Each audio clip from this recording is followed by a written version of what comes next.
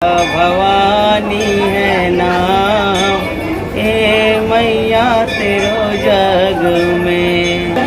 अष्टभुजी है रूप तिहारो, दुष्ट दलन को है संहारो। करुणा है तेरो नाम शारदा। तो अभी हम लोग विंध्याचल पहुंच चुके हैं। हमारे साथ अभय जी भी हैं और भाई साहब लोग भी हैं। तो अभी विंध्याचल में माँ विंध्यवासिनी की नगरी में हैं। अब चलते हैं, पहले गंगा स्नान किया जाए। माँ गंगा की स्नान करने के बाद हम आगे की यात्रा आपको दिखाते हैं। माँ विंध्याचल में विंध्यवासिनी की नगरी। बात करते हैं विंध्याचल पहुँचे कैसे। विंध्याचल आने के लिए बाई रोड, बाई एयर और बाई ट्रेन सभी साधन उपलब्ध हैं। बनारस से इसकी दूरी 65 किलोमीटर है। प्रयागराज इलाहाबाद से इसकी दूरी 88 किलोमीटर है। और अंबिकापुर से होते हुए हम जब जाएंगे तो रेणुकूट, रापतगंज, मिर्ज़ापुर होते हुए हम हमारी माँ विंध्यवासिनी की नगरी विंध्याचल पहुँचेंगे। विंध्याचल जब आप जाएंगे तो आपको इस तरह के प्राकृतिक सौंदर्य का दृश्य काफ़ी देखने को मिलेगा। विंध्याचल में सबसे पास का रेलवे स्टेशन विंध्याचल ही है, जहाँ से सभी ट्रेनें रुकती हैं। बनारस वाली सभी लगभग ट्रेनें रुकती हैं। और ट्रेन नहीं है तो आप बनारस भी आ सकते हैं और इलाहाबाद। फ़्लाइट से आएंगे बाई एयर तो आपको इलाहाबाद, प्रयागराज और बनारस दोनों जगह फ़्लाइट की सुविधाएं उपलब्ध हैं। दोस्तों, मंदिर परिसर के पीछे ही गंगा जी का घाट भी है। हम आपको गंगा घाट में स्नान करेंगे तो उस पूरे गंगा घाट को भी दिखाते हैं। चलिए चलते हैं। जय माँ गंगा का नाम लेते हुए गंगे में डुबकी लगाते हैं। हर हर गंगे। मंदिर परिसर के जस्ट पीछे माँ गंगा का भी आप देखेंगे तो घाट है। माँ गंगा बहती हुई इलाहाबाद के रास्ते आते हुए बनारस जाते हुए मिर्ज़ापुर माँ विंध्याचल की नगरी की से होते हुए जा रही हैं माँ गंगा। माँ गंगा के घाट के बगल में ही लोगों की मन्नतें रहती हैं। उनका मुंडन संस्कार भी होता है। जिसकी जैसी इच्छा मुंडन का व्यवस्था भी यहीं पे किया गया है। और घाट में लाइफ जैकेट, बोट की भी सुविधा है माँ गंगा नदी को घूमने के लिए। गंगा में डुबकी लगाते हैं। हमारे दोस्त लोग तो नहा रहे हैं, अब हम भी नहा लें। भाई का मुंडन भी हो गया, भाई साहब का, टीटी साहब का हमारा मुंडन हो गया। अब चलते हैं गंगा में, हम भी डुबकी मार के आते हैं। जय माँ गंगे, हर हर गंगे। जय माता दी। माँ विंध्यवासिनी के दर्शन से पहले मैं आपको यहाँ की एक पुरानी कथा बताता हूँ। माँ विंध्यवासिनी की उत्पत्ति कैसे हुई। कृष्ण भगवान के पिता देवकी और वासुदेव के यहाँ 8वीं संतान के रूप में पुत्र की प्राप्ति थी, जो आकाशवाणी हुई थी। उस पुत्र के में कृष्ण जी भगवान पैदा हुए, लेकिन कंस से बचने के लिए देवकी वासुदेव ने उसे ले जाकर अपने मित्र नंदलाल के यहाँ छोड़ दिया था। नंदलाल राजा के उनके मित्र के यहाँ एक कन्या की उत्पत्ति हुई थी। उस कन्या को लेकर वो अपने कारागार में आ गए थे। वो एक सामान्य कन्या नहीं थी, वो माया रूपी माया कन्या मानी जाती थी। जो कंस ने जब उसे उठाकर हवा में उछाला तो वो हवा में चली गई कन्या, और वही कन्या माया कन्या माँ विंध्यवासिनी थी। उन्होंने कहा भी था कि तुम्हें मारने वाला 8वां संतान उत्पन्न हो चुका है। माया कन्या कारागार से, कंस के कारागार से वापस आकर यहाँ स्थापित हो गई हैं माँ विंध्याचल में।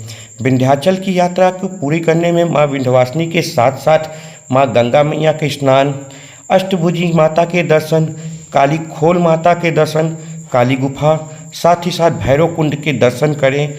ये सभी दर्शन आप एक साथ करेंगे तभी आपकी यात्रा पूरी होगी। हम आपको सभी यात्रा कराते हैं। लाइन में भी लगे हुए हैं।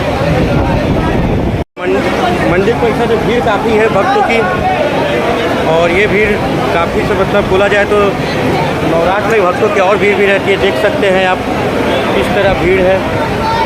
पर मैं भक्त मंदिर में एक ही चीज़ निवेदन करता हूँ, कभी शॉर्टकट मत अपनाइएगा।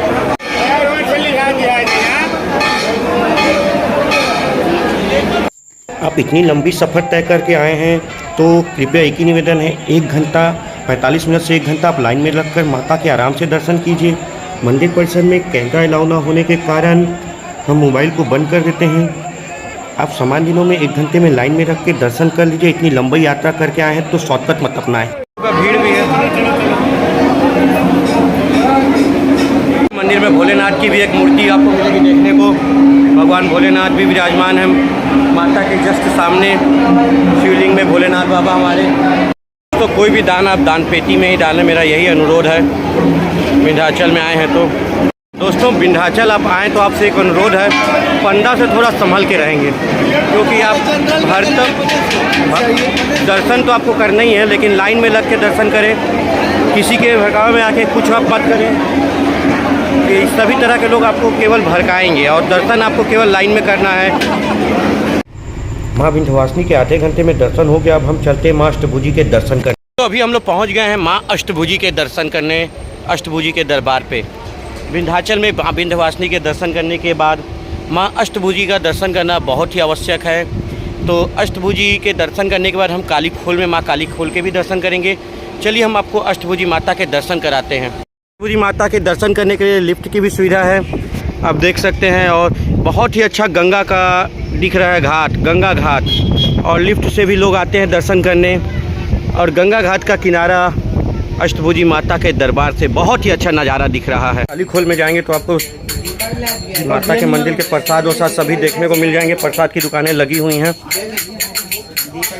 भवानी है नाम, ए मैया तेरो जग में, शारदा भवानी है नाम, ए मैया तेरो जग में, अष्टभुजी है माँ तिहारो, अष्टभुजी है रूप तिहारो, दुष्ट दलन को है संहारो, करुणा है तेरो नाम, शारदा भवानी है माँ, ए मैया तेरो जग में। विंध्यवासिनी माता की, अष्टभुजी मैया की।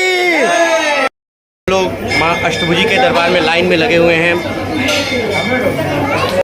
माँ के दरबार में बाहर में अभी भक्तों की लाइन, काफ़ी लंबी लाइन है। माँ अष्टभुजी के दरबार में, दरबार के सामने ही हनुमान जी की प्रतिमा स्थापित है, और ये एंट्री गेट है। ओम अष्टभुजय देव्यै नमः।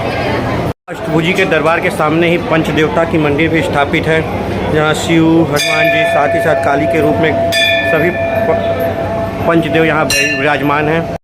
माता के दर्शन के लिए हमें सबसे पहले गुफा में घुसना पड़ेगा। हम गुफा से घुसते हुए जाएंगे माता के दर्शन करने। अष्टभुजी माता का मंदिर गुफा के अंदर है।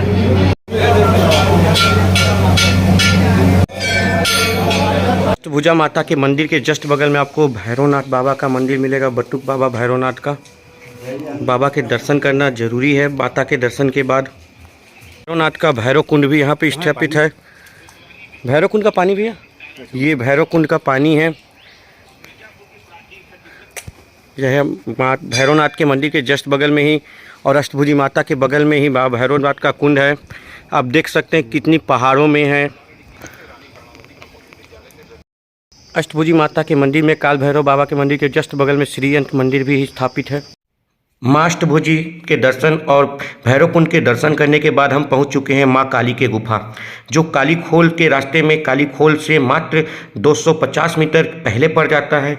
यहाँ माता रक्त बीज के संहार करने के बाद इस जगह पर रुकी थी, इस गुफा में। काली खोल माता का गुफा, जो काली गुफा है, यह विंध्यवासिनी माता से 1.5 किलोमीटर की दूरी पर ही स्थित है, और यह मेन रोड से ही अंदर में आप आएंगे तो आपको मेन रोड में ही मिल जाएगा माता का गुफा। काली खोल माता की क्या कहानी है? काली खोल माता, यहाँ एक रक्त बीज राक्षस था, उसका वध करने के बाद में माता यहाँ गुफा में आई है। उनका गुस्सा शांति हुआ है, इसलिए शांति स्वरूप का दर्शन हो रहा है। सबको आशीर्वाद प्रदान कर रही है माता। रक्त बीज के संहार करने के बाद माता यहाँ आके विराजमान हुई थी। विराजमान हुई। ये माता काली खोल है। मुख आप देख सकते हैं इनके खुले हुए हैं माँ काली खोल के। खोल माता के मंदिर के जस्ट बगल में आपको माँ सिद्धदात्री माँ दुर्गा माता का भी मंदिर स्थापित है। माँ दुर्गा, सिद्धदात्री माँ दुर्गा भी यहाँ स्थापित है।